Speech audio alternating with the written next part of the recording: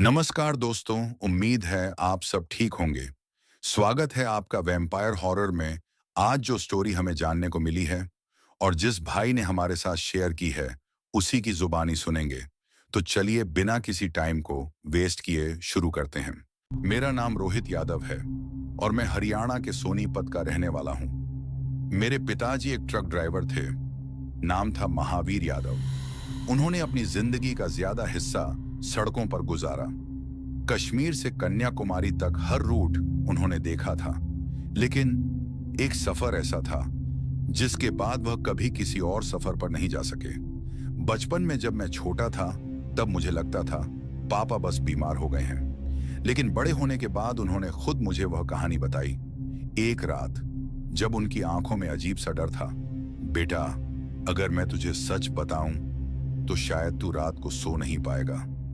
मैंने जिद की और फिर पापा ने जो बताया वह आज तक मेरे जहन से नहीं निकला, और अब मैं वह कहानी आपको सुना रहा हूं पापा के नजरिए से। उस दिन मैं और मेरा क्लीनर कम दोस्त रफीक कश्मीर के श्रीनगर के ट्रांसपोर्ट यार्ड में खड़े थे। दिसंबर का महीना, ठंड हड्डियों तक घुस रही थी। तभी हमारा मालिक आया। नाम था अरोरा साहब। बहुत सीधा और अच्छा इंसान। महावीर एक स्पेशल लोड है, इंपोर्टेड कार है, हरियाणा डिलीवर करनी है। मैंने तुरंत हाँ कर दी। उन्होंने एडवांस में ही पैसा दे दिया। अर्जेंट नहीं है, बस गाड़ी बिल्कुल सेफ पहुंचना चाहिए। लोड देखकर ही समझ आ गया। बहुत महंगी कार थी, बिल्कुल नई। रफीक ने हल्की सी सीटी मारी। भाई इसकी कीमत में तो 10 ट्रक आ जाएंगे। हम दोनों हंसे और सफर शुरू हुआ। पहले दिन सब नॉर्मल था। पहाड़ी रास्ते, बर्फ, आर्मी चेक पोस्ट, चाय के ढाबे। रफीक गाने गा रहा था, मैं स्टीयरिंग संभाल रहा था। 2 दिन में हम हरियाणा पहुंच गए और बिना किसी प्रॉब्लम के कार डिलीवरी भी हो गई। ऑनर ने गाड़ी चेक की, स्माइल की और साइन कर दिया। सब परफेक्ट था। हम खाली ट्रक लेकर वापस कश्मीर की तरफ निकले। दिन में सब नॉर्मल था, लेकिन रात होते ही पहाड़ी इलाका शुरू हो गया। ठंड अचानक बहुत बढ़ गई। हवा में अजीब सी चीखने जैसी आवाज आ रही थी। रोड बिल्कुल सुनसान, ना कोई गाड़ी ना कोई आदमी। और तभी ट्रक झटका खाकर बंद हो गया। मैंने इग्निशन घुमाया, कुछ नहीं। फिर ट्राई किया, कुछ नहीं। रफीक मीटर देखकर जम गया। भाई फ्यूल खत्म। मैंने गुस्से में स्टीयरिंग पे हाथ मारा। तूने चेक नहीं किया था? कसम से भाई, शायद भूल गए। आसपास अंधेरा ही अंधेरा। नेटवर्क जीरो, ना ढाबा ना पेट्रोल पंप, कुछ नहीं। रफीक ने बोतल उठाई। भाई मैं आगे चल के देखता हूं, शायद कोई पंप मिल जाए। मैंने मना किया। पागल है क्या, रात के 1 बजे पहाड़ में? लेकिन वह जिद्दी था। ट्रक में बैठकर मरने से बेटर है ट्राई करना। और वह टॉर्च लेकर अंधेरे में चल दिया। उसकी रोशनी धीरे धीरे दूर होती गई, फिर बिल्कुल गायब। मैं केबिन में अकेला बैठा था। इंजन बंद, हीटर बंद। ठंड से हाथ सुन्न हो रहे थे। बाहर बिल्कुल सन्नाटा, सिर्फ हवा की चीख। और तभी ट्रक के पीछे से थक थक थक की आवाज आई, जैसे कोई बॉडी पे थप थप कर रहा हो। मैंने सोचा शायद रफीक वापस आ गया। ओ ये रफीक। कोई जवाब नहीं। फिर आवाज दोबारा, थक थक थक। इस बार ज्यादा जोर से मेरा गला सूख गया। मैं धीरे से विंडो से पीछे देखने लगा, लेकिन बाहर काफी अंधेरा था और कुछ भी सही से नजर नहीं आ रहा था। इसलिए मैं टॉर्च मारकर बाहर भी देखने लगता हूं, लेकिन इस बार भी बाहर कुछ नजर नहीं आता है। और ऐसा महसूस तो होता है कि जैसे आसपास कोई है जो मुझे देख रहा है, लेकिन कुछ भी सही से नजर नहीं आता है। और फिर मैं थोड़ा चारों तरफ खिड़की से बाहर ट्रक के आसपास देख लेता हूं, लेकिन कुछ नजर नहीं आता।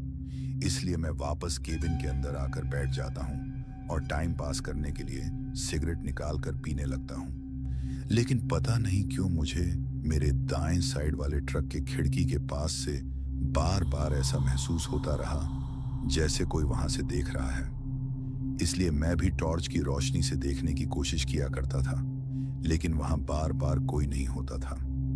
तभी मैं ट्रक के खिड़की के दोनों साइड पर्दा घेर देता हूं और अब मुझे अजीब लगना और डर का एहसास होना बंद हो चुका था। और मैं अकेले बैठकर मन ही मन में यह सोच रहा था कि रफीक आखिर कहाँ अकेला भटकता होगा और उसे फ्यूल मिलेगा भी या नहीं। यही सब बातें मेरे दिमाग में चल रही थीं और रफीक का फिक्र हो रहा था, इसलिए मैं थोड़ा चिंता करते हुए ट्रक के बैठा था। लेकिन तभी अचानक से फिर वही आवाज और ऐसा लग रहा था जैसे कोई ट्रक की खिड़की के बाहर आकर सामने खड़ा हो गया है। और इस बार तो खिड़की में पर्दा भी गिरा हुआ था, इसलिए अगर कोई बाहर खड़ा होगा भी तो सही से नजर नहीं आएगा। लेकिन मेरे अंदर बेचैनी बढ़ रही थी और मैं पर्दा हटाकर देखना चाहता था, लेकिन पता नहीं क्यों मेरा दिल कह रहा था, नहीं महावीर, नहीं, ऐसा मत कर, वरना कुछ बुरा भी हो सकता है। लेकिन मैं अपने आप को संभाल नहीं पाता हूँ और आखिरकार ट्रक के खिड़की का पर्दा हटा देता हूँ और अचानक से मेरे हाथ को कोई काला सा लंबे नाखून वाला पतला और लंबा हाथ पकड़ लेता है और मैं चीख देता हूँ तो मेरी आंख खुल जाती है और मैं देखता हूँ कि मैं अभी सीट में सोया हुआ था और मेरी नींद टूट गई। और मैं आसपास देखता हूँ तो अभी भी पर्दा गिरा हुआ था और रफीक यहाँ नहीं था। इसका मतलब मैं समझ चुका था कि यह जो मैंने देखा था वह बस एक सपना था। लेकिन सीट में बैठे बैठे मुझे नींद आ गई थी और अब मुझे असली में भी ऐसा ही महसूस हो रहा था जैसे सच में पर्दे के पीछे ट्रक के बाहर कोई खड़ा है। और ठंड भी काफी बढ़ चुकी थी, इसलिए मैं चादर ओढ़कर उस पहाड़ी रास्ते के बीच अकेले रफीक का इंतजार कर रहा था। लेकिन अचानक से धक धक की आवाज आती है और ऐसा लगता है जैसे ट्रक का गेट कोई खटखटा रहा है। लेकिन मैं गेट नहीं खोलता हूँ और थोड़ी देर बाद खटखटाने की आवाज बढ़ जाती है और तभी मुझे गुर्राने जैसी आवाज सुनाई देती है। ऐसा लगता है जैसे ट्रक के बाहर कोई जंगल पहाड़ी जानवर है जो शिकार करने के लिए शिकारी को ढूंढ रहा है। लेकिन मेरे दिमाग में यही सोच आ रहा था कि अगर वह कोई जानवर है तो वह गेट कैसे खटखटा सकता है, क्योंकि चाहे कोई कितना भी चालाक जानवर ही क्यों ना हो तो अकेले ट्रक के गेट का दरवाजा नहीं खटखटा सकता है।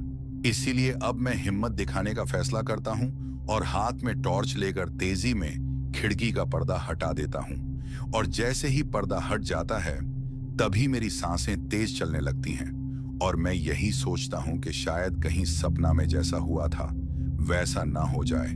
लेकिन ऐसा कुछ भी नहीं होता है और सब कुछ शांत होता है। इसलिए मैं पर्दा घेर देता हूं और केबिन में बैठकर सिगरेट पीते हुए रफीक के आने का इंतजार करने लगता हूं। लेकिन काफी देर गुजरने जाने के बाद भी रफीक वापस नहीं आता है और कुछ समय के बाद काफी जोर से रफीक के चीखने की जोरदार आवाज सुनाई आती है और ऐसा लगता है जैसे रफीक कोई परेशानी में फंस गया है। इसलिए मैं उठकर चौकन्ना हो जाता हूं और रफीक की आवाज जिस तरफ से आई थी उस डायरेक्शन की तरफ जाने का सोच लेता हूं। इसीलिए मैं ट्रक का गेट तेजी से खोलकर हाथ में टॉर्च लेते हुए भागने लगता हूं और आगे के रास्ते में भागते भागते झाड़ियों के पास पहुंच जाता हूं और टॉर्च मारकर देखने लगता और आवाज भी देता हूं, भाई रफीक, तू कहाँ है? क्या हुआ भाई? मैं आ गया हूं, तू ठीक तो है ना? तभी मेरी नजर पहाड़ के एक चट्टान की तरफ पड़ती है और बड़े बड़े झाड़ियों के पास रफीक खड़ा था। लेकिन वह मुड़कर खड़ा था, लेकिन अंधेरा काफी ज्यादा था और टॉर्च की रोशनी उन झाड़ियों तक नहीं पहुंच पा रही थी। इसलिए सही से समझ नहीं आ रहा था कि वह रफीक है या कोई और। लेकिन मुझे यकीन था कि रफीक ही है, क्योंकि अभी रफीक की आवाज भी आई थी। लेकिन मैं उसे आवाज देकर काफी देर तक बुलाता हूं और फिर भी वह कोई जवाब नहीं देता है और चट्टान से नीचे उतरकर उन झाड़ियों के बीच से वापस नहीं आता है। इसलिए मैं चट्टान के ऊपर चढ़कर उन झाड़ियों के पास जाने का सोचता हूं और चढ़ने की कोशिश करता हूं। लेकिन चट्टान में चढ़ने का रास्ता काफी ऊपर ढलान जैसा था और वहां चढ़ना काफी मुश्किल लग रहा था। इसलिए मैं जैसे ही चढ़ने की कोशिश करता हूं तो मेरा पैर फिसल जाता है और मैं जमीन में गिर जाता हूं और मेरा थोड़ा बहुत पैर छिल चुका था, लेकिन ज्यादा कुछ नहीं हुआ था। और उसके बाद मैं दोबारा रफीक की तरफ टॉर्च मारकर उसे बुलाने जाता हूं। लेकिन इस बार जैसे ही टॉर्च रफीक के पास उन झाड़ियों पे पड़ती है तो वहां अब कोई भी नहीं होता है और मैं हैरान रह जाता हूं क्यों कि अभी थोड़ी देर पहले ही वहां पे रफीक खड़ा था और अब वह वहां था ही नहीं। ऐसा कैसे हो सकता है? और मेरा दिमाग मुझे तंग कर रहा था कि ये तो पॉसिबल हो नहीं है, ऐसा कैसे हो गया। लेकिन मैं दिल को बड़ी मुश्किल से समझाता हूं और वापस टॉर्च की रोशनी मारते हुए ट्रक की तरफ ही लौटने लगता हूं। लेकिन जैसे ही मैं थोड़ा आगे बढ़ता हूं तो मुझे टॉर्च की रोशनी में मेरे पीछे से आ रहे एक परछाई पे टॉर्च की रोशनी पड़ती है और मुझे नजर आता है जैसे कोई विशाल लंबे बाल वाला आदमी पीछे चलते हुए आ रहा है। इसलिए मैं डर जाता हूं और मेरे कदम वहीं पे थम जाते हैं और मैं पीछे मुड़कर उन विशाल पहाड़ी वादियों की तरफ देखता हूं तो मेरे पीछे सिवाय बड़े बड़े पहाड़ और झाड़ियों के अलावा और कोई नहीं था। लेकिन अब मुझे काफी ज्यादा ही डर लगने लगा था और यही सोच रहा था कि कहीं मेरी जान को कुछ खतरा ना हो जाए। और मैं अभी भी समझ नहीं पा रहा था कि आखिर रफीक कहाँ चला गया। वह तो वहां चट्टान के पास ही खड़ा था। तभी मैं तेजी से चलते चलते वापस ट्रक के नजदीक पहुंचने वाला होता हूं और बस ट्रक थोड़ा ही दूर था। तभी मेरे सामने वाले राइट साइड के पहाड़ों की झाड़ियां तेजी से हिलने लगती हैं और इस बार मुझे फिर से ऐसा महसूस होता है जैसे वहां कोई खड़ा है। इसलिए मैं टॉर्च मारता हूं और जैसे ही टॉर्च की रोशनी वहां पे पड़ती है तो मेरी आंख फटी की फटी रह जाती है, क्योंकि वहां पे एक विशाल शरीर वाला एक आदमी खड़ा था। लेकिन जैसे ही मैं पूरा देख पाता तो मेरे टॉर्च की लाइट बंद हो गई। लेकिन मुझे ऐसा महसूस हुआ जैसे उस विशाल आदमी का चेहरा गायब है और मैं बहुत ज्यादा डर गया। इसलिए मैं टॉर्च को जलाने की कोशिश कर रहा था, लेकिन टॉर्च किसी भी हाल में चालू नहीं हुआ और मैं तेजी से भागते भागते ट्रक के पास आ गया और हेडलाइट की रोशनी देखकर मेरी जान में जान आ गई और मैं सीधा ट्रक के गेट को खोलकर केबिन के अंदर घुस गया। और बस डर से मैं थोड़ा घबराया हुआ था और मैं हिम्मत करने की कोशिश कर रहा था। लेकिन जो कुछ भी अभी मैंने देखा था वह सब मेरे लिए काफी डरावना था। लेकिन अब मैं खामोशी से ट्रक की केबिन में बैठा हुआ था और बाहर से कई बार फुसफुसाहट जैसी आवाज आने लगती है और बार बार ऐसा महसूस होता रहता है जैसे ट्रक के चारों तरफ कोई घूम रहा है। और तभी गेट कोई खटखटाने लगता है और मैं इस बार सोच लेता हूं कि चाहे कुछ भी हो जाए, इस बार मैं गेट नहीं खोलूंगा और जब तक रफीक नहीं आएगा तब तक मैं ट्रक से बाहर नहीं निकलूंगा। लेकिन एक बात थी जो मेरे दिल में बसी हुई थी कि आखिर उस चट्टान के पास रफीक खड़ा था, लेकिन आखिर वह वहां क्यों गया और थोड़ी ही देर में वह गायब कैसे हो सकता है। और ऐसे कई सवाल थे जो मुझे समझ नहीं आ रहे थे। बस मैं अंदर ही अंदर सोच रहा था कि रफीक जहां भी हो सही सलामत हो, क्योंकि मुझे उसकी चिंता खाए जा रही थी। लेकिन बाहर जो भी था वह अब बहुत जोर जोर से दरवाजा खटखटा रहा था और ऐसा लग रहा था जैसे अब केबिन का दरवाजा खुल जाएगा और वह जो भी चीज है अंदर आ जाएगा। लेकिन जब काफी देर तक दरवाजा खटखटाने लगता है तो मैं आवाज देता हूँ, कौन है, बाहर कौन है जो दरवाजा खटखटा रहा है। तो अचानक से एक भारी गुर्राने की आवाज आती है और ऐसा लगता है जैसे बाहर जो कोई भी है वह इंसान तो नहीं है और वह कोई जानवर भी नहीं है। तो आखिर कौन है? और मैं अब डर से थरथरा रहा था और बार बार मुझे ऐसा फील हो रहा था जैसे अब मैं यहाँ से नहीं निकल पाऊंगा। और तभी अचानक से मुझे ट्रक के सामने से एक हेडलाइट जैसी रोशनी नजर आती है। ऐसा लगता है जैसे कोई दूसरी गाड़ी या बाइक ट्रक के नजदीक आ रही है और धीरे धीरे हेडलाइट की रोशनी करीब आ जाती है और मैं देखता हूँ कि वह एक बाइक है और आगे एक बुजुर्ग चाचा जी बैठे हुए हैं और पीछे और कोई नहीं बल्कि रफीक बैठा हुआ था जो हाथ में बोतल लेकर फ्यूल के साथ आ रहा था। और तभी मैं उन्हें इशारा करके बताने की कोशिश करता हूँ कि अभी यहाँ मत आओ, बाहर कोई है। लेकिन वह लोग ट्रक के नजदीक आ जाते हैं और बुजुर्ग चाचा जी बाइक रोक देते और दोनों बाइक से उतरकर केबिन के दरवाजा के पास आने लगते हैं। तभी अचानक से थप थप थप जैसी आवाज आती है और ऐसा लगता है जैसे बाहर जो भी चीज थी वह अब यहाँ से चला गया है। और तभी केबिन के दरवाजे में रफीक आकर खटखटाने लगता है। इसलिए मैं तेजी से केबिन का दरवाजा खोल देता हूँ और उसके गले लग जाता हूँ। तो वह कहता है, अरे भाई क्या हुआ, तू अचानक से गले क्यों लग रहा है? तो मेरी आंखों में आंसू आ जाते हैं और मैं उसे देखकर सुकून से मुस्कुरा भी रहा था। लेकिन जल्दी से मैं उसे और चाचा जी दोनों को ही केबिन के अंदर बुला लेता हूँ और केबिन का गेट अंदर से लॉक कर देता हूँ। और चाचा जी मुझे देखकर समझ चुके थे कि मैं कोई तो परेशानी से गुजर रहा हूँ और वह मुझसे पूछते हैं, बेटा क्या हुआ बेटा, तुम इतने डरे हुए क्यों लग रहे हो, सच बताओ, क्या कोई बात है जो तुम छुपा रहे हो। तो रफीक भी कहता है, हाँ भैया बताओ ना क्या हुआ है, कुछ हुआ है क्या। और ये जो चाचा जी हैं ना, वह पास के गांव में रहते हैं और उन्होंने ही फ्यूल देने में मदद किया है और गांव वाले बहुत अच्छे लोग हैं। लेकिन मुझे ऐसा क्यों लग रहा है भाई जैसे आपके साथ कुछ गलत हुआ है, तो मेरी आंख में और भी आंसू भर जाते हैं और मैं थोड़ा रोने लगता हूँ। जिसके बाद चाचा जी मुझे दिलासा देते हैं और मेरे कंधे पे हाथ रखकर कहते हैं, बताओ बेटे क्या हुआ है। मैं समझ जाऊंगा तो मैं रफीक और चाचा जी को सब कुछ विस्तार से बताने लगता हूँ कि कैसे रफीक जब फ्यूल ढूंढने के लिए ट्रक से दूर गया तो अकेले मुझे बार बार ऐसा महसूस होने लगा जैसे ट्रक के बाहर आसपास कोई खड़ा है और बहुत सारी असामान्य चीजें होने लगी थी। लेकिन वह तो अच्छा हुआ कि आप लोग आ गए, वरना मेरे साथ और भी ज्यादा कुछ बुरा हो सकता था। और फिर चाचा जी कहते हैं कि यह पहाड़ी रास्ता गांव के लोगों को अपशगुन लगता है और गांव वाले कहते हैं कि गांव वालों ने यहाँ पे कई बार एक विशाल सरकटा को देखने का दावा किया है। और एक तो गांव का व्यापारी जब इस रास्ते से रात के समय गांव जा रहा था तो उसने उस सरकटा को देखा था और उस दिन के बाद आज तक वह पागल ही हो गया है और इसीलिए गांव वाले इस रास्ते से न तो गुजरते हैं और ना ही किसी को गुजरने देते हैं। और तुम लोगों ने यहाँ पे रुककर बहुत बड़ी गलती की है, लेकिन अभी भी समय है, जल्दी से जल्दी निकल जाओ यहाँ से, वरना और भी बहुत कुछ हो सकता है। और फिर चाचा जी अपनी बाइक लेकर अपने गांव के लिए निकल जाते हैं और रफीक अकेले ट्रक में फ्यूल भरने लगता है। लेकिन मैं उसके साथ साथ उसे टॉर्च दिखाकर हेल्प करता हूँ और फ्यूल ट्रक में भर जाता है।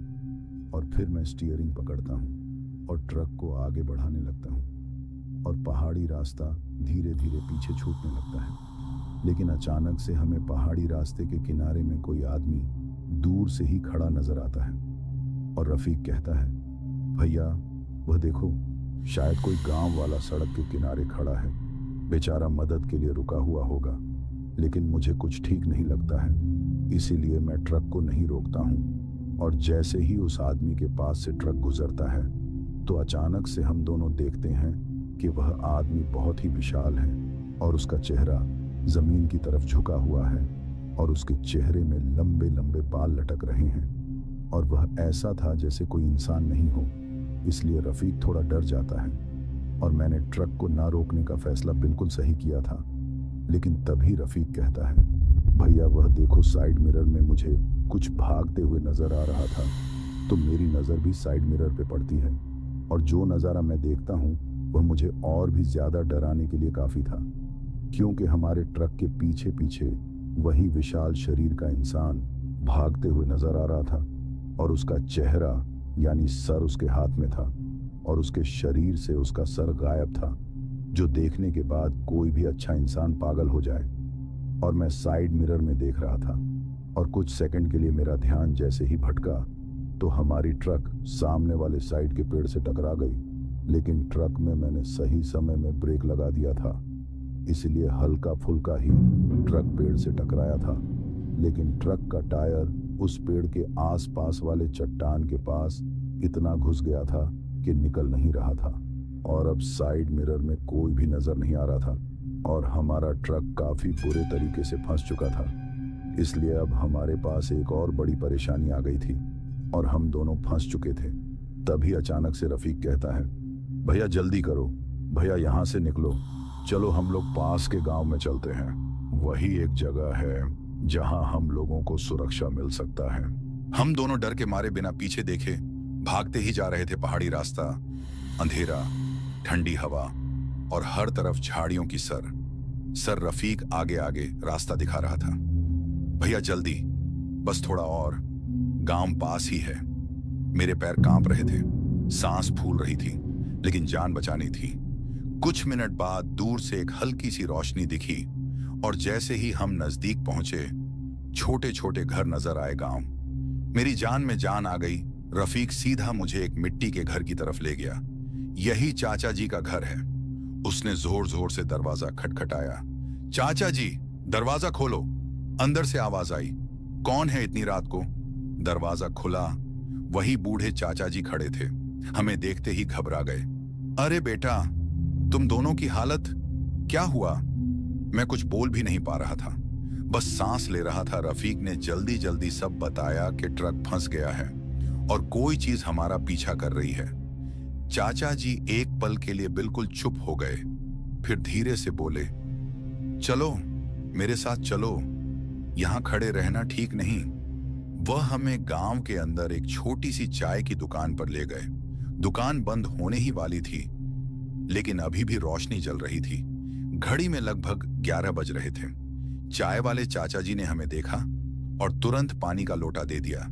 पहले पानी पियो, संभालो खुद को। ठंडा पानी गले से नीचे गया, तब जाकर थोड़ा होश आया।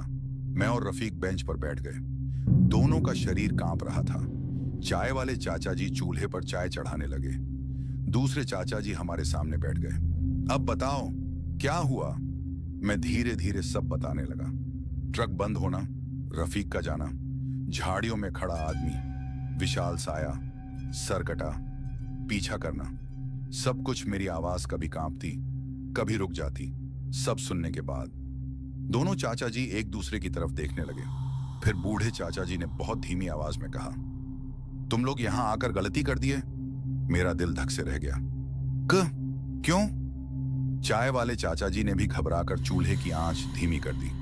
बूढ़े चाचा जी बोले, वह चीज जिसे तुमने देखा, अगर किसी का पीछा करे तो वह रुकती नहीं। मेरे हाथ ठंडे पड़ गए। गांव में भी आ सकती है? चाचा जी ने सीधा जवाब दिया, नहीं बेटा, आ चुकी है। दुकान के बाहर हवा अचानक तेज चलने लगी। दरवाजा अपने आप थोड़ा सा हिलने लगा। थक थक सब चुप हो गए। फिर चाचा जी ने धीरे से कहा, गांव वाले इसे सरकटा पहाड़ी बोलते हैं, जिसका सर उसके हाथ में होता है और जो रात में भटकता रहता है। रफीक की सांसें तेज हो गईं। और अगर वह किसी को देख ले, चाचा जी ने मेरी तरफ सीधा देखकर कहा, तो उस आदमी की जगह ले लेता है। मेरे शरीर में जैसे बिजली सी दौड़ गई। मतलब? चाचा जी ने जवाब दिया, जिसका पीछा करता है पहले उसका सर लेता है, फिर उसकी शक्ल पहन लेता है। मेरी नजर तुरंत रफीक पर पड़ी। रफीक भी मुझे ही देख रहा था। उसकी आंखों में अजीब सा डर था। तभी दुकान के बाहर से एक भारी गुर्राने की आवाज आई। गुर्रारार। चाय वाले चाचा जी का कप हाथ से गिर गया। बूढ़े चाचा जी ने धीरे से कहा, देर हो गई। वह गांव तक आ गया और उसी पल दुकान की बत्ती जोर से झिलमिलाई। एक पल के लिए अंधेरा छा गया और जब रोशनी वापस आई, रफीक मेरे पास वाली बेंच पर नहीं था। दरवाजा आधा खुला हुआ था। बाहर बिल्कुल अंधेरा। दूर से किसी के चलने की आवाज आ रही थी, ठप ठप ठप। और उन कदमों के बीच कुछ घिसटते हुए की आवाज भी, जैसे कोई अपना ही सर जमीन पर घसीट रहा हो। बाहर से अचानक इतनी जोरदार चीखने की आवाजें आने लगी कि हमारे दिल कांप गए। बचाओ! भागो भागो! कुत्ते पागल की तरह भौंकने लगे। घरों के दरवाजे धड़ धड़ बंद होने की आवाज आने लगी। मैं बेंच से उठ खड़ा हुआ। यह क्या हो रहा है? चाचा जी का चेहरा सफेद पड़ चुका था। वह आ गया। मेरी रीढ़ की हड्डी तक ठंडी हो गई। दुकान के बाहर से हवा का ऐसा झोंका आया कि दरवाजा जोर से टकराकर खुल गया। लालटेन हिलने लगी, रोशनी झिलमिलाने लगी। दूर अंधेरे में गांव के लोग भागते नजर आ रहे थे। कोई बच्चा रो रहा था, कोई औरत चीख रही थी और फिर मैंने उसे देखा। गांव के बीच से एक विशाल साया धीरे धीरे चलकर आ रहा था। उसका शरीर आदमी का, लेकिन असामान्य रूप से बड़ा। कंधे से नीचे तक फटे हुए कपड़े और उसका सर उसके हाथ में था। मेरी सांसें रुक गई। उसके कटे हुए गर्दन से काला धुआं निकल रहा था और हाथ में पकड़ा हुआ सर, आंखें खुली हुई, सीधा हमारी तरफ देख रहा था। रफीक मेरी बाजू पकड़कर कांप रहा था। भैया, ये क्या है? चाचा जी ने धीरे से कहा, सर कटा पहाड़ी। वह चीज रुक गई, जैसे किसी चीज को सूंघ रही हो। फिर उसका हाथ, जिसमें सर था, धीरे से उठकर सीधा हमारी चाय की दुकान की तरफ मुड़ गया। वह हमें देख रहा था। चाय वाले चाचा जी ने तुरंत लालटेन बुझा दी। दुकान अंधेरे में डूब गई। सांस भी धीरे लेना, उसे पता चल जाएगा। हम सब चुप, बिल्कुल चुप। बाहर से भारी कदमों की आवाज आने लगी। ठप ठप ठप। हर कदम के साथ जमीन हिल रही थी। मेरा दिल इतना जोर से धड़क रहा था कि मुझे लगा वह आवाज बाहर तक जा रही होगी। कदमों की आवाज बिल्कुल दुकान के सामने आकर रुक गई। कुछ सेकंड तक बिल्कुल सन्नाटा। फिर गुर्र, ऐसी गुर्राने की आवाज जैसे किसी जानवर की, लेकिन उससे भी ज्यादा भयानक। दरवाजे के नीचे से काली सी परछाई दिखने लगी, जैसे कोई बहुत बड़ा शरीर बाहर खड़ा हो। फिर दरवाजे पर एक जोरदार थप्पड़ पड़ा। दुकान का पूरा दरवाजा हिल गया। रफीक की चीख निकल गई। मैंने तुरंत उसका मुंह बंद कर दिया। फिर दूसरा थप्पड़, और ज्यादा जोर से लकड़ी चरमराने लगी। चाचा जी ने कांपते हुए कहा, अगर दरवाजा टूट गया तो कोई नहीं बचेगा। मेरी आंखों के सामने मां, घर सब फ्लैश होने लगा। तभी बाहर से एक और आवाज आई, जैसे कोई चीज जमीन पर घसीटी जा रही हो। फिर कुछ भारी चीज दरवाजे के बिल्कुल सामने गिर गई। कुछ सेकंड बाद दरवाजे के नीचे से खून बहने लगा। गाढ़ा, काला, चिपचिपा। चाय वाले चाचा जी रोते हुए बोल पड़े, हे भगवान। और तभी दरवाजा धीरे से अपने आप खुलने लगा। कोई उसे धक्का नहीं दे रहा था। फिर भी वह खुल रहा था, जैसे बाहर खड़ी चीज को दरवाजा रोक ही नहीं पा रहा हो। मैं जम गया, हिल भी नहीं पा रहा था। दरवाजा आधा खुला, और जो मैंने देखा, मेरी रूह तक जम गई। दरवाजे के बाहर जमीन पर एक आदमी का कटा हुआ सर पड़ा था। उसकी आंखें खुली हुई, मुंह टेढ़ा। वह गांव का ही आदमी था, और उसके पीछे अंधेरे में सर कटा खड़ा था। उसने अपना सर धीरे से जमीन पर रखा और अपने दोनों हाथ हमारी तरफ बढ़ाने लगा। चाचा जी चिल्लाए, भागो, पीछे से भागो। हम सब दुकान के पीछे की तरफ दौड़ पड़े। बाहर निकलते ही अंधेरा और घना हो गया। गांव में हर तरफ अफरा तफरी, लोग भाग रहे, रो रहे, और पीछे से ठप ठप ठप। वह हमारे पीछे आ रहा था। रफीक रो रहा था, भैया हम नहीं बचेंगे। मैं बस एक ही चीज सोच रहा था, सुबह तक जिंदा रहना है। दूर पहाड़ी के ऊपर एक पुराना मंदिर दिख रहा था। चाचा जी चिल्लाए, मंदिर की तरफ भागो, शायद वहां बच सकते हो। हम अपनी आखिरी ताकत से उस तरफ दौड़ने लगे, और पीछे सर कटा भी दौड़ने लगा। उसकी रफ्तार इंसान से कई गुना ज्यादा थी, और उस पल मुझे समझ आ गया, अगर वह पास आ गया तो आज रात हमारा सर भी उसके हाथ में होगा। हम तेजी से मंदिर की सीढ़ियां चढ़ते हुए अंदर घुस गए। सांस फूली हुई, पैर कांप रहे थे, दिल फटने वाला। जैसे ही हमने मंदिर का दहलीज पार किया, पीछे से आती भारी कदमों की आवाज अचानक रुक गई। ठप ठप ठप। सब एक साथ मुड़कर देखे। मंदिर के बाहर सीढ़ियों के नीचे सर कटा खड़ा था, लेकिन वह आगे नहीं बढ़ रहा था, बस गुर्रा रहा था। गुर्रार। उसका शरीर मंदिर की तरफ झुकता, फिर पीछे हट जाता, जैसे कोई अदृश्य दीवार उसे रोक रही हो। मेरी आंखों में उम्मीद की एक चिंगारी जली। हम बच गए, चाचा जी ने तुरंत कहा। अभी नहीं, चुप रहो।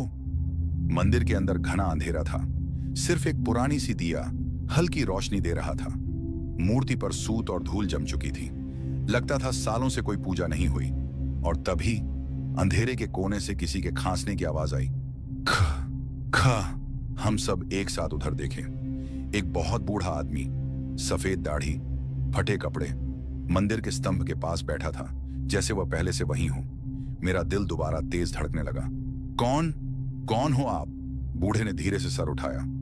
उसकी आंखें अजीब थीं, बिल्कुल गहरी, जैसे सब कुछ देख रही हो।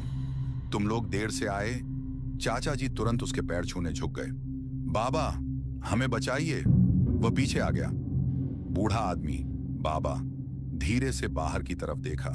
सर कटा अब भी वहीं खड़ा था और गुस्से में जमीन खोद रहा था। हाँ, वह आएगा ही। मेरी आवाज कांप गई। बाबा, वह मंदिर में नहीं आ सकता ना? बाबा ने सीधा जवाब दिया। आ सकता है। मेरे पैरों तले जमीन खिसक गई। अभी नहीं आ रहा, क्योंकि नियम है, जब तक मंदिर में प्राण है तब तक वह बाहर रहेगा।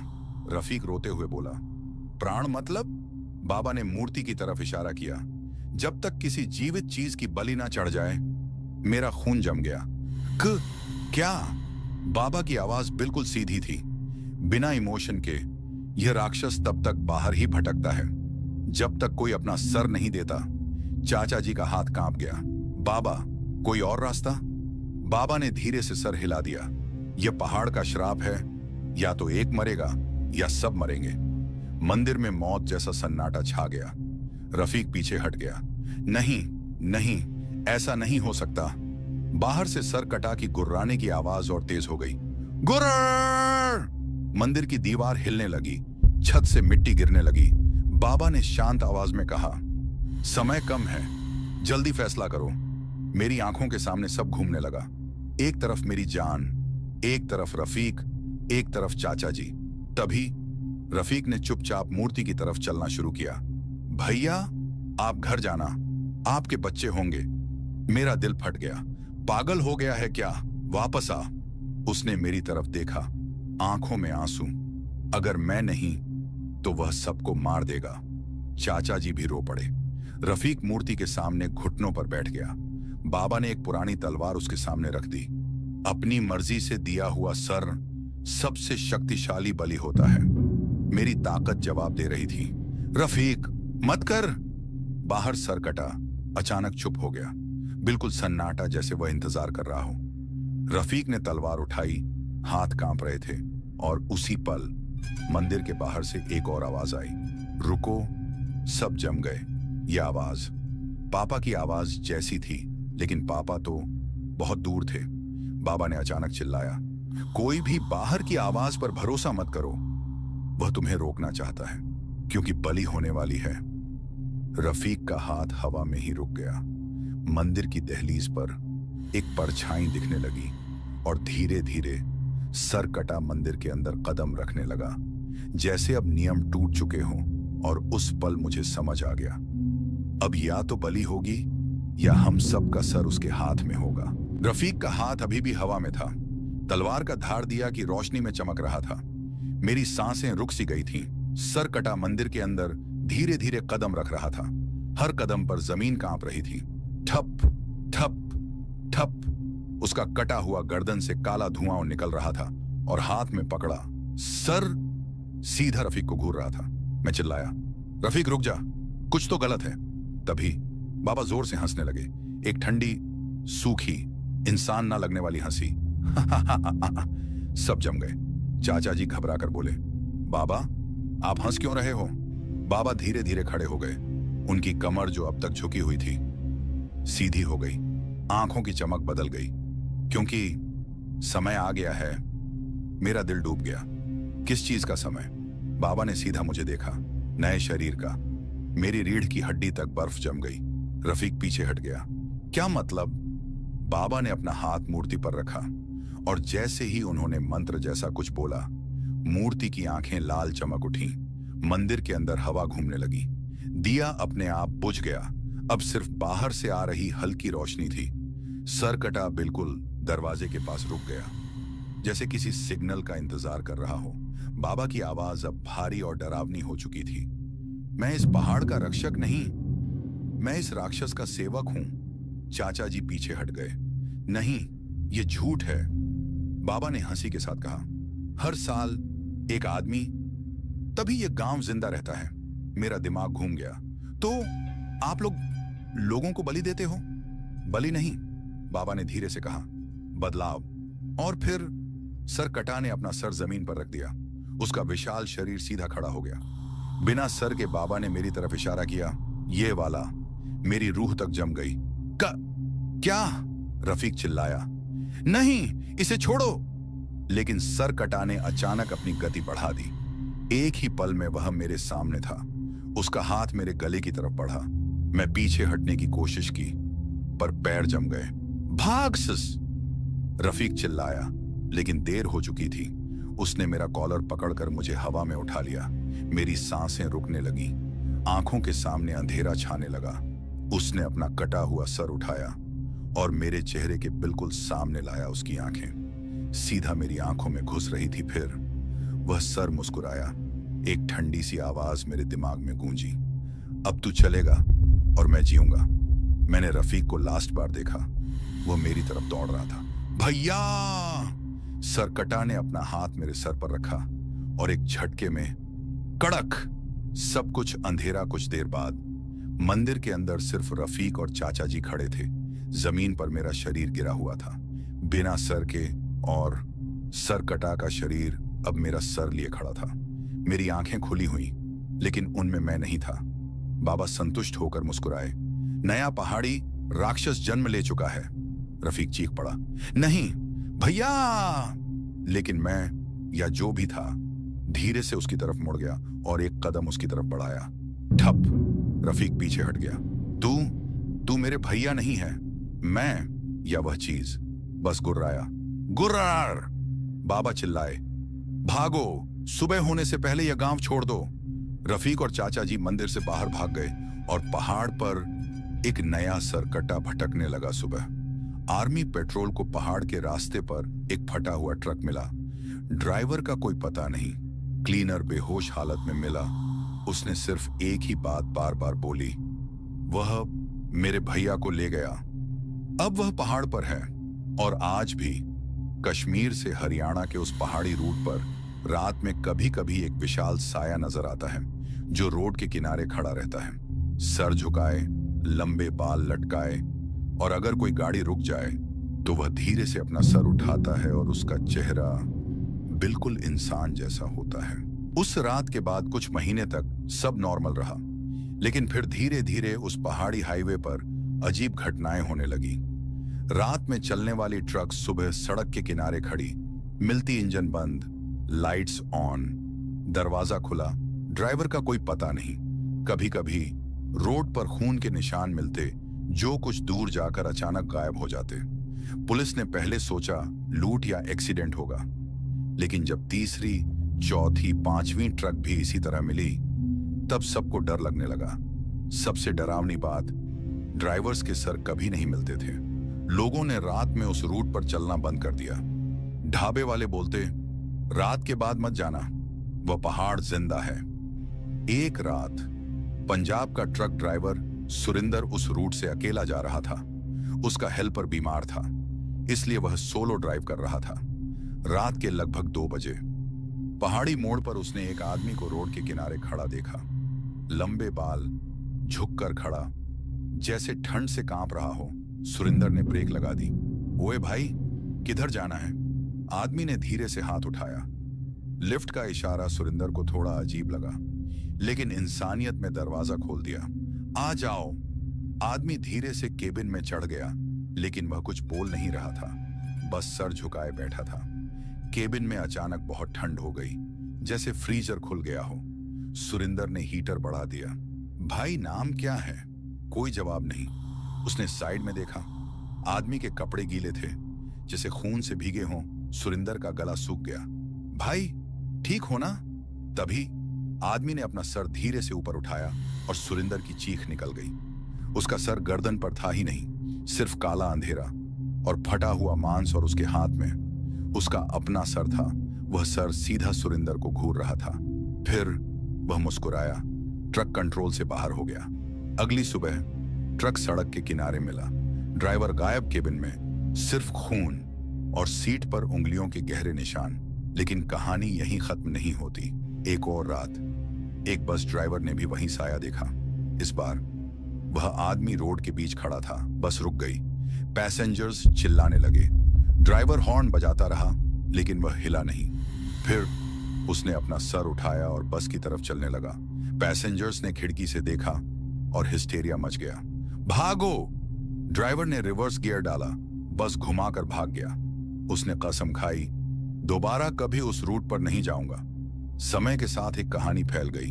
लोग कहते, रात में अगर रोड के किनारे कोई आदमी लिफ्ट मांगे, कभी मत रोकना। अगर कोई गाड़ी के पीछे भागते हुए दिखे, स्पीड बढ़ा देना, और अगर साइड मिरर में कोई विशाल साया नजर आए, तो पीछे मुड़कर मत देखना आज भी। कश्मीर से हरियाणा के उस पहाड़ी रूट पर रात के 1 से 3 बजे के बीच कभी कभी एक आदमी रोड के किनारे खड़ा दिखता है, सर झुकाए, बाल लटकाए, बिल्कुल चुप। और अगर कोई ड्राइवर गाड़ी रोक दे, वह धीरे से केबिन में चढ़ जाता है। फिर कुछ मिनट बाद गाड़ी खाली मिलती है। लोग कहते हैं वह कोई और नहीं, एक ट्रक ड्राइवर है जो कभी घर नहीं लौट पाया और आज भी अपने साथ किसी और को ले जाने का इंतजार करता है। लगातार गायब हो रही गाड़ियों और ड्राइवर्स की खबर जब मीडिया तक पहुंची, तब पूरा इलाका डर से जम गया। लोगों ने उस पहाड़ी हाईवे को मौत का रास्ता कहना शुरू कर दिया। आखिरकार आर्मी को बुलाया गया। एक रात पूरा रूट सील कर दिया गया। चेक पॉइंट्स लग गए, searchlights, armoured vehicles, soldiers हर जगह। कमांडिंग ऑफिसर मेजर राठौर ने ब्रीफिंग दी, टारगेट अननोन है, लेकिन ह्यूमन ट्रैफिकिंग या मिलिटेंट एक्टिविटी भी हो सकती है, किसी को भी लाइटली मत लेना। लेकिन लोकल जवान धीरे से बोले, सर ये इंसान का काम नहीं। मेजर ने इग्नोर कर दिया। ऑपरेशन रात 12 बजे शुरू हुआ। 3 टीमें पहाड़ पर चढ़ी, थर्मल कैमरे, नाइट विजन, हेवी राइफल्स। हवा बर्फ जैसी ठंडी थी और अजीब बात, जंगल बिल्कुल खामोश था, ना कोई जानवर, ना हवा की आवाज, जैसे सब कुछ मर चुका हो। टीम अल्फा सबसे आगे थी। अचानक रेडियो में आवाज आई, movement detected 200 metres ahead. Thermal screen पर एक विशाल गर्म फिगर दिख रहा था, लेकिन शेप नॉर्मल नहीं थी। गर्दन का एरिया मिसिंग था। ऑपरेटर का हाथ कांप गया। सर टारगेट का हेड विजिबल नहीं। मेजर राठौर चिल्लाए, झूम करो। स्क्रीन पर साफ दिखने लगा एक विशाल आदमी जैसा शरीर, बिना सर के, और उसके हाथ में कुछ पकड़ा हुआ। सडनली वह चीज हिलने लगी। ऑपरेटर की चीख निकल गई, सर उसके हाथ में हेड है। तभी वह फिगर सीधा कैमरा की तरफ मुड़ गया, जैसे उसे पता हो कि उसे देखा जा रहा है। और 1 सेकंड में स्क्रीन ब्लैंक, रेडियो में सिर्फ स्टैटिक। फिर टीम अल्फा की चीख सुनाई दी, कॉन्टैक्ट कॉन्टैक्ट। गोलियों की आवाज गूंज उठी, धड़ धड़ धड़ धड़। फिर एक भयानक दहाड़, इंसानी नहीं, किसी जानवर जैसी भी नहीं। टीम ब्रावो भागकर पहुंची। जो उन्होंने देखा उसे देखकर सब जम गए। जमीन पर राइफल्स पड़ी थी, हेलमेट्स, खून, लेकिन एक भी सोल्जर का शरीर नहीं, सिर्फ घसीटने के निशान जो जंगल के अंदर जा रहे थे। तभी पीठ के पीछे से ठप ठप ठप की आवाज आई। सब मुड़ गए। सर्च लाइट ऑन हुई और पहाड़ के बीच वह खड़ा था, विशाल, अंधेरे से भी काला, बिना सर के और हाथ में पकड़ा हुआ सर। जवान का उस सर की आंखें अब भी खुली थीं। मेजर राठौर ने ऑर्डर दिया, फायर। सबने एक साथ गोलियां चला दी। हंड्रेड्स ऑफ राउंड्स उसके शरीर में घुस गए, लेकिन वह हिला तक नहीं। फिर धीरे से एक कदम आगे बढ़ाया। ठप जमीन हिल गई। एक सोल्जर घबराकर भागने लगा। सरकटा ने हाथ बढ़ाया और उसे हवा में उठा लिया। एक झटका, छटाक, उसका सर अलग खून फाउंटेन की तरह छूट गया। अब सोल्जर्स टूट गए, सब भागने लगे। रेडियो पर लास्ट मैसेज आया, टारगेट ह्यूमन नहीं, रिपीट ह्यूमन नहीं। फिर कॉन्टैक्ट लॉस्ट। सुबह रेस्क्यू टीम पहुंची। रूट पर खाली आर्मर्ड व्हीकल्स, टूटी हुई राइफल्स, खून, लेकिन एक भी सोल्जर नहीं। जैसे पूरी प्लाटून हवा में गायब हो गई। ऑफिशियल रिपोर्ट में लिखा गया, operation failed, cause unknown, case permanently classified. लेकिन लोकल लोग कहते हैं उस रात के बाद पहाड़ और भी ज्यादा भूखा हो गया। अब सिर्फ ड्राइवर्स नहीं, पूरा का पूरा कॉन्वॉय भी गायब हो सकता है। और रात में कभी कभी पहाड़ पर मिलिट्री रेडियो की स्टैटिक आवाज सुनाई देती है, मे डे, वह आ रहा है, रन। फिर एक भयानक दहाड़ और सब चुप। आज भी उस कश्मीर हरियाणा रूट पर आर्मी ट्रक्स रात में नहीं चलते, क्योंकि लोग कहते हैं सर कटा अब सिर्फ लिफ्ट नहीं मांगता, अब वह शिकार करने निकलता है। आर्मी ऑपरेशन के बाद सबको लगा था कि शायद वह चीज सिर्फ उस पहाड़ तक सीमित है, लेकिन कुछ हफ्तों बाद ही एक ऐसी खबर आई जिससे सबकी रूह कांप गई। पंजाब के एक टोल प्लाजा पर रात 2:17 AM का CCTV फुटेज वायरल हो गया। फुटेज में हाईवे बिल्कुल खाली दिख रहा था, ना कोई गाड़ी, ना कोई इंसान। फिर अचानक फ्रेम के लेफ्ट साइड से एक विशाल साया अंदर आया। वह आदमी जैसा था, लेकिन नॉर्मल से 2 गुना बड़ा, और सबसे डरावनी बात, उसके कंधों पर सर था ही नहीं। सिक्योरिटी गार्ड ने जब फुटेज देखा, वह तुरंत बेहोश हो गया। उसके बाद साइटिंग्स हरियाणा में होने लगी। एक ढाबा ओनर ने पुलिस को बताया, रात में एक लंबा आदमी आया था, बहुत ठंडा लग रहा था, लेकिन उसने कुछ बोला नहीं। ओनर ने सोचा शायद कोई पागल या इंजर्ड होगा। उसने चाय बनाई, लेकिन जब वह कप लेकर बाहर आया, वह आदमी सीधा खड़ा था और उसके हाथ में सर था। ओनर की चीख निकल गई। कप जमीन पर गिर गया। जब उसने दोबारा देखा, वह गायब, सिर्फ मिट्टी पर गहरे पैरों के निशान जो रोड की तरफ जा रहे थे।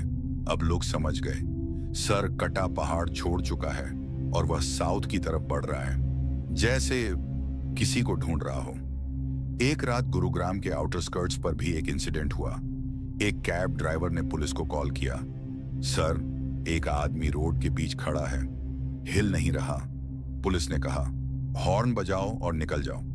ड्राइवर ने हॉर्न बजाया, लेकिन वह हिला नहीं। फिर वह धीरे धीरे कैब की तरफ चलने लगा।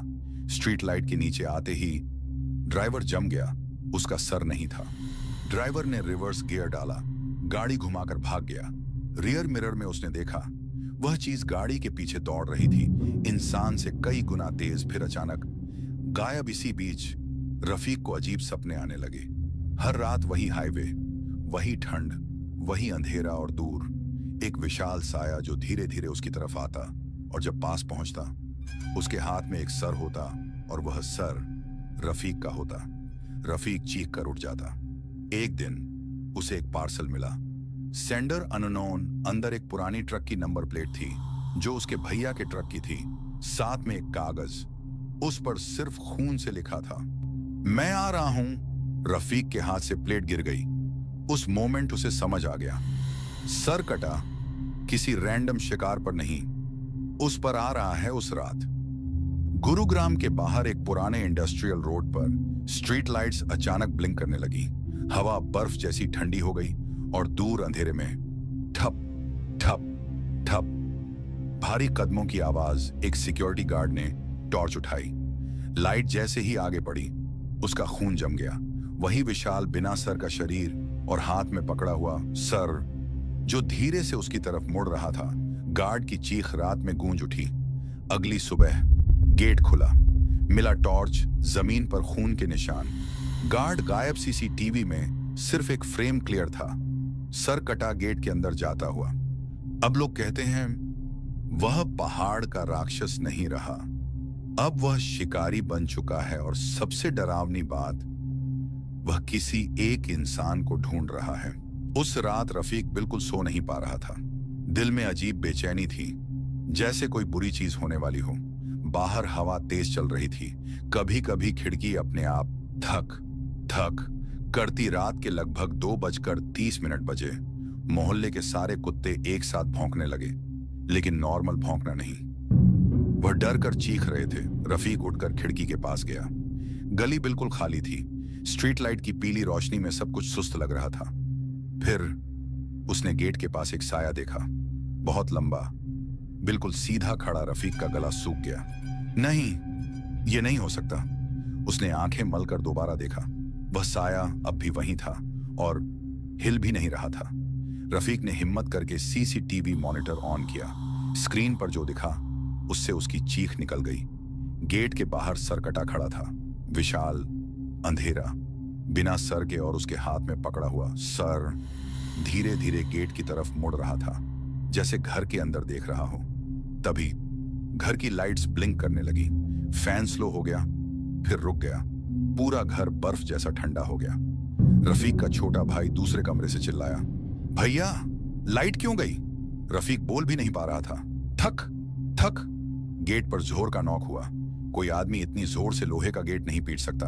फिर ठप ठप ठप। भारी कदमों की आवाज कंपाउंड के अंदर सुनाई दी। रफीक जम गया। गेट तो लॉक्ड था, फिर यह अंदर कैसे आया? सीसीटीवी में दिखा, गेट अपने आप धीरे से खुल गया और सर कटा अंदर आ गया। कैमरा स्टैटिक होने लगा, स्क्रीन पर लाइंस आने लगी, फिर इमेज फ्रीज। अब कदम सीधा घर के दरवाजे की तरफ आ रहे थे। ठप ठप ठप, हर कदम पर जमीन कांप रही थी। रफीक ने दरवाजा लॉक किया, सोफा घसीट कर आगे लगा दिया, सांस तेज, हाथ कांपते हुए। तभी दरवाजे के बिल्कुल बाहर कोई रुक गया। पूरा घर खामोश, सिर्फ रफीक की धड़कन। फिर दरवाजे के नीचे से काला धुआं अंदर आने लगा। ठंडी हवा के साथ छोटा भाई रो पड़ा। भैया, ये क्या है? रफीक ने उसे गले लगा लिया। अचानक दरवाजे पर एक जोर का धक्का, पूरा फ्रेम हिल गया। दूसरा धक्का, लकड़ी चटकने लगी।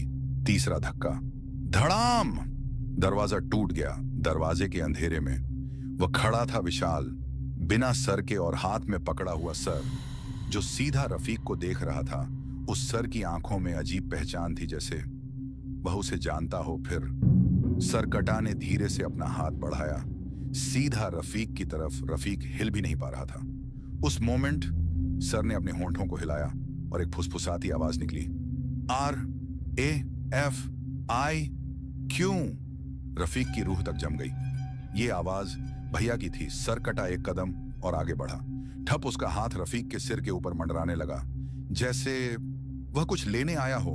और उसी वक्त घर की बची हुई लाइट अचानक जल उठी। सब कुछ एक सेकंड के लिए क्लियर दिखने लगा और फिर पूरा घर अंधेरे में डूब गया। पड़ोसियों ने सिर्फ एक ही आवाज सुनी, रफीक की दिल चीर देने वाली चीख। फिर सब कुछ चुप। सुबह घर का दरवाजा टूटा हुआ था, अंदर सब सामान बिखरा हुआ, लेकिन घर में कोई नहीं था। ना रफीक, ना उसका भाई, सिर्फ फ्लोर पर गहरे पैरों के निशान और दीवार पर खून से लिखा हुआ, आज नहीं, अभी नहीं। उस रात के बाद लोग कहते हैं कभी कभी गुरुग्राम के अलग अलग इलाकों में एक विशाल साया दिखता है। कभी फ्लाईओवर पर, कभी सुनसान रोड पर, कभी किसी बिल्डिंग के बाहर, जैसे वह अभी भी कुछ ढूंढ रहा हो। और सबसे डरावनी बात, कुछ लोग कसम खाकर कहते हैं उन्होंने उसके साथ एक और साया भी देखा, थोड़ा छोटा, इंसान जैसा, जैसे कोई उसके साथ चल रहा हो। और अगर रात के अंधेरे में तुम्हें कोई भारी कदमों की आवाज सुनाई दे, ठप ठप ठप, तो पीछे मुड़कर मत देखना, क्योंकि हो सकता है वह तुम्हें लेने नहीं, तुम्हें ढूंढने आया हो। तो मेरे प्यारे दोस्तों, आज की यह डरावनी और सच्ची कहानी खत्म होती है, लेकिन मैं इस चैनल में आप लोगों के लिए हर दिन एक अनोखी और सच्ची ट्रक ड्राइवर की आप बीती और कहानी लेकर आता हूं। लेकिन आप लोगों से मेरी एक रिक्वेस्ट है, प्लीज हमें सपोर्ट करने के लिए हमारे इस वीडियो को लाइक करके चैनल को सब्सक्राइब कर लीजिए। और अगर आप भी अपना नाम नेक्स्ट वीडियो में अनाउंस करवाना चाहते हो तो इस वीडियो के कमेंट सेक्शन में अपना नाम लिख दीजिए। और हम लोग मिलते हैं नेक्स्ट वीडियो में एक नए और डरावनी कहानी के साथ। तब तक अलविदा।